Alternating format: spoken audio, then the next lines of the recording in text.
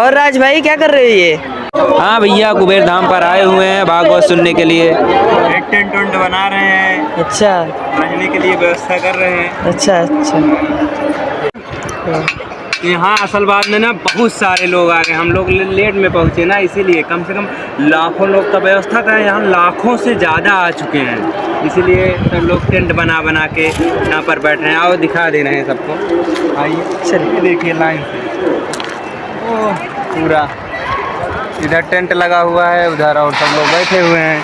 बहुत सारे लोग ऐसे आए हुए हैं, जो लाखों लोग का यहाँ पर व्यवस्था हुआ था, लाखों से ज़्यादा आ चुके हैं। यहाँ पर 2 लाख कम से कम आ चुके हैं। देखो था पूरा यहाँ से मतलब पूरा महफिल जमा है, सब अपन अलग अलग व्यवस्था बना होता है। बताओ इतनी कड़ी धूप लागत है। पहले गए एक बोतल पानी पिए तो कुछ तसल्ली भवा। देखा हमारे भैया अरे टेंट लगाए जुटा है, एकदम VIP टेंट लागत है। और यहाँ पे व्यवस्था कैसा है? व्यवस्था भैया क्या करा जाए, सब भगवान की लीला है।